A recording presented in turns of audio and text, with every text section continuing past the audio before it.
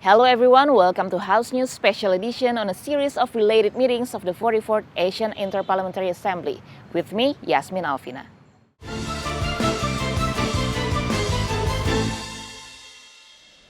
Wan Maharani has said parliaments in Southeast Asia are ready to contribute to Asian development amid regional and global challenges. As an interparliamentary organization, AIPA aims to promote interparliamentary cooperation and facilitate the achievement of the goals of ASEAN. Asian parliamentarians come together to address the challenge of drug abuse, aiming for a drug-free region. The AIPA Summit seeks to increase women's engagement in Asian parliaments and promote gender-inclusive policies through a joint resolution. This year, the Indonesian Parliament has been chosen to host the 44th of the Asian Interparliamentary Assembly. The Indonesian Parliament is optimistic the 44th AIPA will be able to provide a positive impact for countries in Southeast Asia. The Asian Interparliamentary Assembly serves as a platform for Asian parliaments to carry out parliamentary diplomacy functions. Chairperson of the Committee for Interparliamentary Cooperation or BKSAP of the House, Fadlizon explains, during the AIPA preparatory meeting in Labuan Bajo, East Nusa Tenggara, the parliaments of ASEAN members give input on issues occurring in Southeast Asia. The message of AIPA will be delivered to ASEAN leaders during the ASEAN-AIPA Interface meeting. Sejumlah masukan, isu-isu yang dibahas dan semua negara memberikan masukan, input. Dan akhirnya kita sudah menyelesaikan tadi President's Message mewakili AIPA, jadi mewakili ASEAN Interparliamentary Assembly Parliaments. ASEAN ini pengen menjadi satu center of growth dibandingkan dengan pertumbuhan dunia yang relatif lebih melambat, di ASEAN jauh lebih tinggi. Jadi kita sangat optimis dengan ASEAN as a center of growth. Itu salah satu poin penting. Dan juga tentu menyinggung masalah-masalah yang lain terkait politik, ekonomi, sosial, budaya yang lain. Tapi utamanya adalah sebagai center of growth. The ASEAN Interparliamentary Assembly or AIPA will deliver the draft message which underscores AIPA's point of view on the vital role of cooperation and collaboration between ASEAN and AIPA in achieving the shared goals, including regional integration, community building, and promoting peace and stability. From Labuan Bajo, East Nusa Tenggara, Rifki Makdudi, TVR Parlemen reports. Secretariat General of the House mobilized the best resources to host the 44th Asian Interparliamentary Assembly in Labuan Bajo, East Nusa Tenggara. During the preparation for the AIPA preparatory meeting, the Secretary General of the House, Indra Iskandar, points out the necessity in supporting parliamentary contribution to ASEAN integration. Furthermore, Indra explains the initial series of AIPA is held in Labuan Bajo. The selection of the location is aligned with the ASEAN Summit agenda and facilitate ease of access for the parliaments from neighboring countries. Kami dari Sekretariat Jenderal memberikan dukungan dalam hal fasilitasi semua kegiatan-kegiatan persidangan ya. Untuk tahun ini diawali dengan pertemuan interface meeting antara Head of Delegation dari Parlemen ASEAN, dari AIPA, dengan Bapak Presiden Jokowi. Jadi Sekretariat Jenderal tentu dari hulu ke hilir semua menyiapkan berkaitan dengan semua fasilitasi teknis ya, semuanya. Mulai dari hal-hal teknis sampai dengan substansi gitu ya. Karena kan memang di belakang atau di dapur kegiatan ini adalah Sekretariat Jenderal ya. Indra hopes the AIPA Summit in East Nusa Tenggara Province can showcase the best aspects of Indonesia's natural beauty, natural resources, hospitality, and human resources, leading to the success of the agenda. From Labuan Bajo, East Nusa Tenggara, Rifki Makdudi, TVR Parlemen reports. Indonesia Parliament urges the member of AIPA to address the problem of drug abuse and the hidden danger of narcotics. These substances have the potential to impact the national principles and hinder economic development in the Asian region. In the opening of the sixth meeting of AIPA Advisory Council on Dangerous Drugs or AIPA Code, Vice Speaker of the House Rahmat Gobel highlighted the negative effects of drug abuse. It not only threatens the nation's core principles, but also hampers efforts to develop a strong and skilled workforce. As a result, productivity is expected to suffer. Furthermore, Gobel hopes member countries of AIPA will collaborate and seek resolutions to tackle the issue of drug abuse. At the same time, he emphasized the importance of promoting inclusive economic growth across the ASEAN region. Sebagai insan parlemen, kita dapat fokus pada upaya memerangi narkoba melalui dorongan untuk melakukan pembangunan ekonomi inklusif. Peran parlemen tidak hanya terbatas pada fungsi representasi, namun juga memiliki mandat dalam mendukung kebijakan luar negeri dan berperan dalam diplomasi parlemen untuk menjaga dan mewujudkan kepentingan nasional dan regional. Melalui AIPA, kita memiliki peran strategis dalam mencari solusi terhadap tantangan termasuk penyalahgunaan narkoba. Tantangan utama dalam memerangi narkoba adalah meningkatkan kesadaran akan bahayanya, terutama di kalangan generasi muda. Kita perlu memberikan pemahaman yang komprehensif dan menciptakan lingkungan yang aman bagi mereka. Gobel expects parliament members in ASEAN will boost their commitment to achieving a drug-free ASEAN 2025. He believes this meeting will serve as an important platform for addressing the obstacles and possibilities in the fight against drug abuse. Halim Amrullah, TVR Parlemen reports. At the Women Parliamentarians of AIPA Summit, the House is pushing for more participation of women in Asian parliaments with the focus on promoting gender equality policies. Chairperson of the Committee for Interparliamentary Cooperation, or BKSAP, of the House stresses the ongoing problem of violence against women, especially in the ASEAN region, emphasizing the need for collective action to resolve. Fadli emphasizes the significant role of women in society, stating that even during the pandemic, 70% of the healthcare worker consists of women.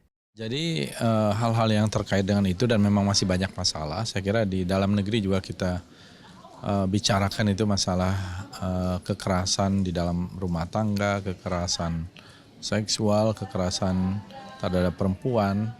Ya, saya kira itu menjadi isu-isu yang sekarang ini semakin menjadi perhatian publik dan kita sudah mempunyai satu kerangka hukumnya terkait dengan hal itu. Nah, disitulah saya kira kaitannya dengan WAIPA ini, Women Parliamentarians, Women AIPA ini, perempuan lebih sensitif gitu. Seringkali laki-laki mungkin tidak menganggap ini isu yang penting, padahal bagi perempuan isu ini sangat penting. Bagaimana membuat undang-undang dan aturan-aturan yang memprotek atau melindungi kaum perempuan. Furthermore, Fadlizon mentions the result of the Women Parliamentarians of AIPA discussion will be presented as a joint resolution at the AIPA General Assembly in Jakarta next August. This resolution aims to inspire increased women's participation in ASEAN parliaments and promote policies prioritizing gender equality. From Padang, West Sumatra, Teresia Butar-Butar, TVR Parlemen reports. After the break, we have the opportunity to talk with the Secretary General of AIPA. Stay tuned on House News.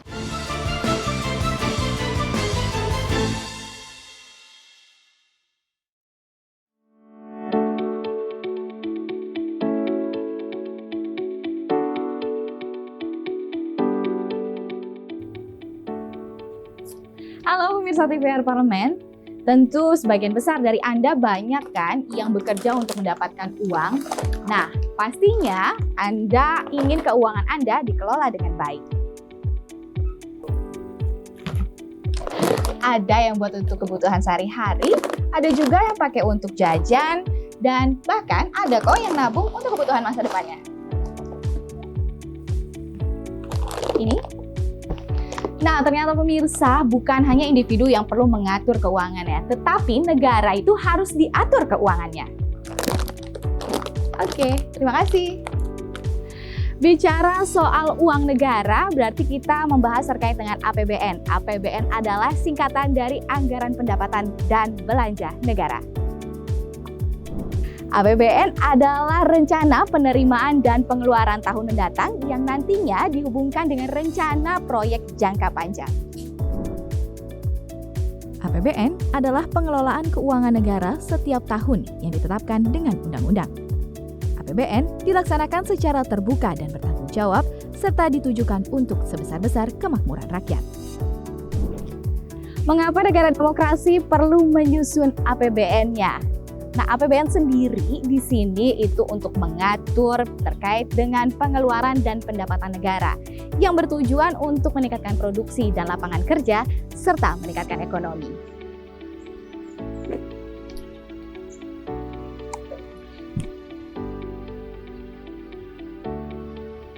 Secara teori, di mana ekonomi meningkat, pastinya masyarakat akan ikut sejahtera. Dalam APBN terdapat istilah siklus APBN, di mana di dalamnya terdapat perencanaan, pelaksanaan, pengawasan, dan juga pertanggungjawaban yang melibatkan pemerintah dan DPR RI. Siklus dalam 1 tahun APBN terdiri dari 1. Pembicaraan pendahuluan termasuk penyusunan rencana kerja. 2. Pembahasan dan penetapan RAPBN. 3. Pembahasan laporan semester 1 dan prognosis 6 bulan berikutnya. 4. Pembahasan rancangan undang-undang tentang perubahan APBN tahun berjalan. 5. Pembahasan pertanggungjawaban pelaksanaan APBN. Berdasarkan Undang-Undang tahun 1945, DPR RI memiliki 3 fungsi, diantaranya yaitu fungsi legislasi, fungsi penganggaran, dan juga fungsi pengawasan. Nah, kalau soal APBN, tentunya DPR RI berada di fungsi anggaran. Terkait dengan fungsi anggaran, DPR RI memiliki tugas dan wewenang. Di antaranya, memberikan persetujuan atas rancangan undang-undang tentang APBN yang diajukan Presiden. Memperhatikan pertimbangan DPD atas rancangan undang-undang tentang APBN dan rancangan undang-undang terkait pajak, pendidikan, dan agama. Menindaklanjuti hasil pemeriksaan atas pengelolaan dan tanggung jawab keuangan negara yang disampaikan oleh BPK. Memberikan persetujuan terhadap pemindahantanganan aset negara maupun terhadap perjanjian yang berdampak luas bagi kehidupan rakyat yang terkait dengan beban keuangan negara.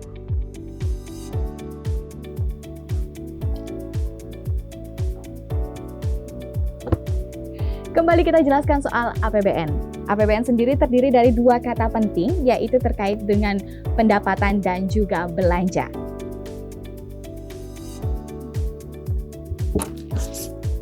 Kita jelaskan soal pendapatan dahulu, pemirsa. Nah, negara kita ini memiliki 3 sumber pendapatan. Di antaranya yaitu penerimaan pajak, penerimaan negara bukan pajak, dan hibah. Seperti yang pemirsa tahu, dunia diterpa pandemi yang mengakibatkan berkurangnya kegiatan ekonomi masyarakat. Ini mengakibatkan penerimaan negara menjadi turun jika diukur dari sebelum pandemi. Namun, dari data Kementerian Keuangan, pendapatan Indonesia dari tahun 2020 sudah semakin meningkat kembali. Kalau sudah bicara soal pendapatan, bagaimana soal belanja negara? Belanja negara atau bisa disebut juga dengan belanja pemerintah pusat, ini terdapat dalam 8 kategori. Berdasarkan Peraturan Menteri Keuangan tentang klasifikasi anggaran, belanja pemerintah pusat dapat diklasifikasikan ke dalam 8 kategori jenis belanja. Di antaranya, belanja pegawai, belanja barang, belanja modal, belanja pembayaran bunga hutang, belanja subsidi, belanja hibah, belanja bantuan sosial, serta belanja lain-lain. Pemirsa TVR Parlemen, tentu Anda sudah paham kan bagaimana proses kerja dari APBN. Jangan lupa untuk saksikan TVR Parlemen untuk menambah informasi Anda. TVR Parlemen, referensi Indonesia.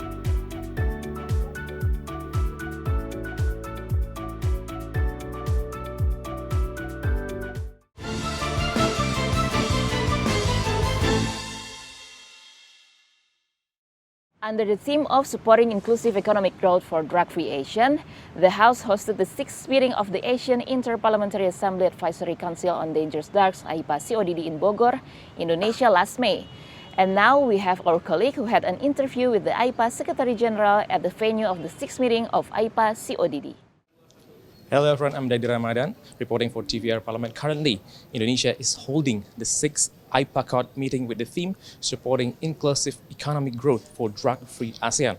And actually the objective of this session is to give chances to the parliament of IPA member countries to share idea, experience, progress, and also collaboration in combating the illicit drugs in the region. So now we have here with me the Honorable Madam Siti Rozai Mirianti Dato Haji Abdul Rahman, the Secretary General of IPA. How are you doing? Alhamdulillah, thank you so much. Thank you, Madam, for being here. As a Secretary General of IPA, how does the progress each member country on its effort combating illicit drug trafficking, in your opinion? So today has been very productive. We actually look at the fact that getting our members of parliaments to actually attend this particular meeting and to share the status, the status of what is the progress, and also sharing best practice. But I think on top of that, sebelum we actually started with this sharing session, from the host country of parliaments juga, they actually invited the expertise coming from universities, professor academia, and also from UN themselves, and also, of course, the shared experience coming from Ivan from Slang has been a really good sharing session as coming from a user himself. So that will actually give an eye opener as a basis of discussion juga, and also sharing, where this afternoon we started our session with representation coming from each ASEAN state member countries. And Alhamdulillah, we actually see some reduction on certain things, but there's also an increase. Now, during the pandemic time, we would actually have thought also the fact that there will be a decrease, but it seems to be like, when things are slowing down, there will always be ways of things being very, it's continuously in progression as well. So there is a plus and minus, but I think there's a lot more that we actually need to do, especially to have ASEAN free from drugs, as that what impian semua this is what we really wanted to, especially for our youth, because we can actually have it. So secara menyeluruh, in general, there is a plus and minus. So, but it's not a stopper. We actually have to do more, especially coming from the member of parliaments, which actually not just about enforcing law, but also to look into those rehabilitation.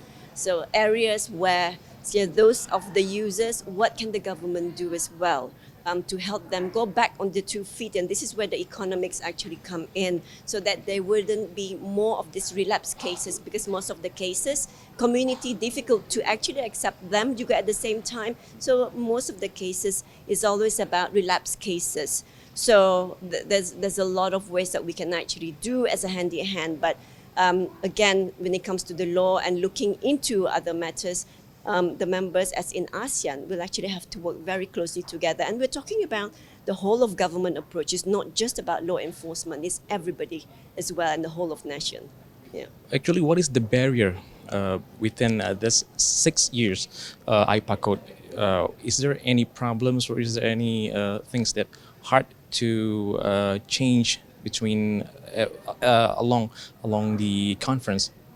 I think this is the 6 years, of course. It started with just an IPACOM sebelumnya. So it started with just that, yes. And it actually then become more into a council on monitoring this. So it is, ASEAN see it, especially the member of parliament, see it very seriously, because it becomes a council.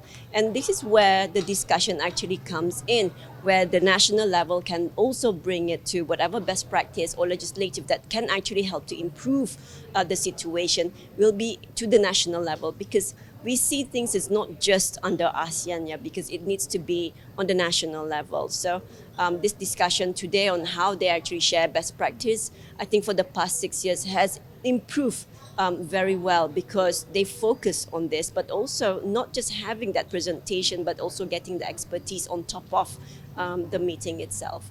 So the semoga, like macam every single year, next year, Laos will actually be hosting juga for this particular session, and we hope to actually have a good improvement. I mean, we discussed this with the members of parliament. There's more that we need to do on the ground.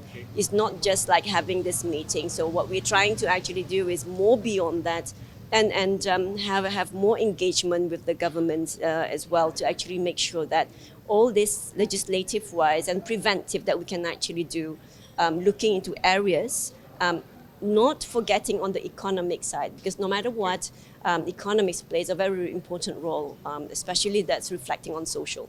In order to the IPA resolutions working, the country members should be collaborating each other. So, is there any specific strategies that you think that can be worked to the 10 of the countries member to be collaborating together to? Yeah, I think if we actually look at our ASEAN countries, yeah, in terms of geography-wise, we look at the Golden Triangle, countries that is very next to each other.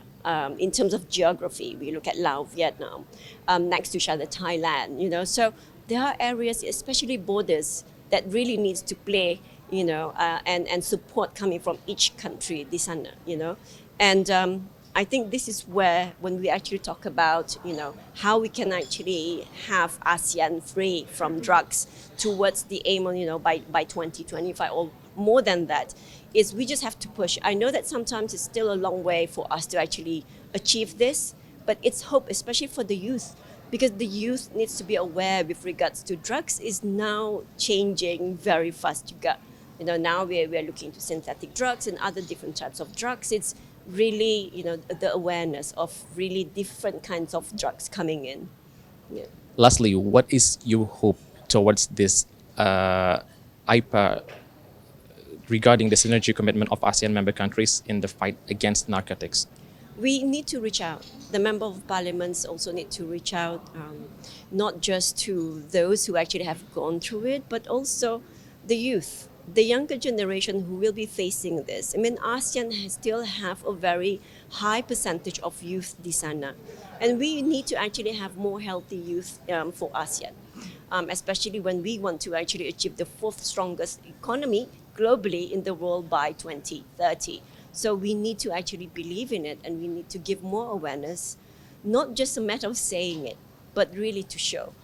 So we do hope that there'll be more. I mean, we want to involve more younger parliamentarians juga, not just having this session, but inshallah, because we are going to have a new committee that's going to have a young parliamentarians on board, and this will be another way to accelerate things as well.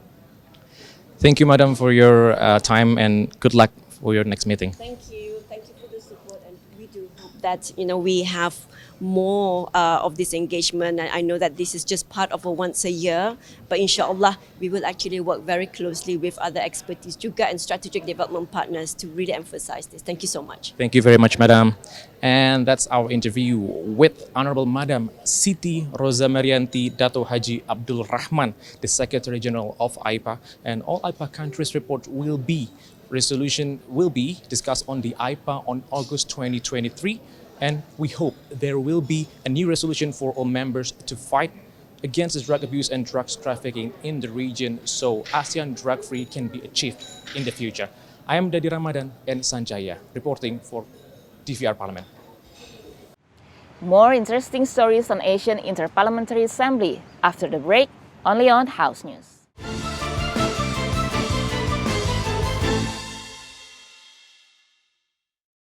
Utang-utang dulu saya.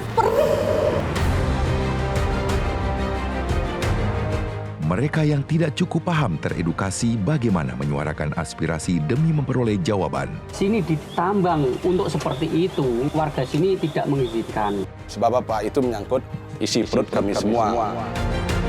Hadir menelisik mulai dari hulu ke hilir. Mengapa? Nah, kalau kita telusuri kenapa banjir ini hampir setiap terjadi, hingga menemukan apa yang belum terkuak secara nyata. Kan kabeh niku sedulur, Pak. Nek kula ngrencangi mriki, mesti mriki gelo, nek kula ngrencangi mriki sing mriki gelo. Nggih kedah adil wae, Pak, tengah-tengah. Menghadirkan peran anggota DPR RI demi mendapatkan solusi. Saksikan Suara Dapil, Senin sampai Jumat pukul 10 waktu Indonesia Barat, hanya di TVR Parlemen. DPR RI memiliki fungsi diplomasi dalam menjalankan politik luar negeri sesuai dengan pasal 116 Undang-Undang MD3. Kontribusi aktif BKSAP DPR RI memainkan peranan penting dalam memenangkan persaingan global melalui IPU, IPA, IPPF, IPA, dan PUIK. BKSAP memiliki komitmen yang tinggi dalam krisis kemanusiaan dunia. Fungsi diplomasi dijalankan untuk mendukung upaya pemerintah dalam melaksanakan politik luar negeri.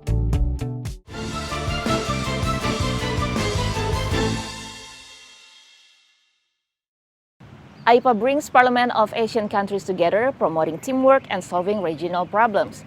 Find out why AIPA matters and how it strengthens connections among Asian nations.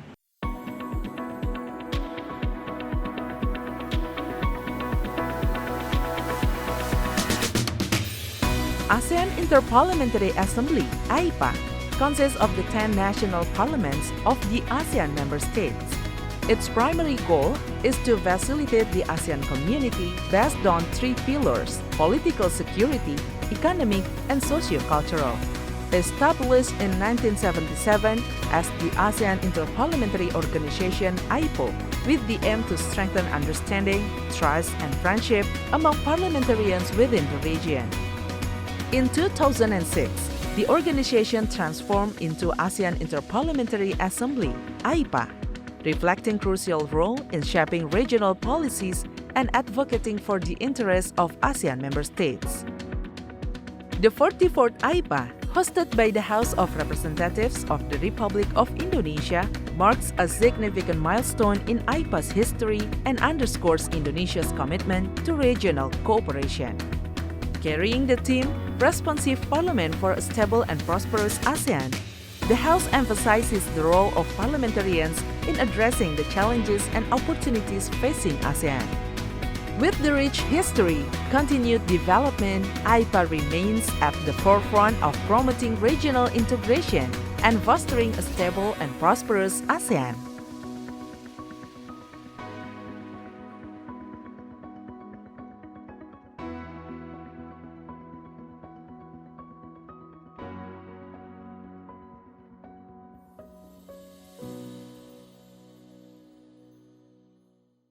And that's House News for today. Thank you for watching, everyone, and have a good day.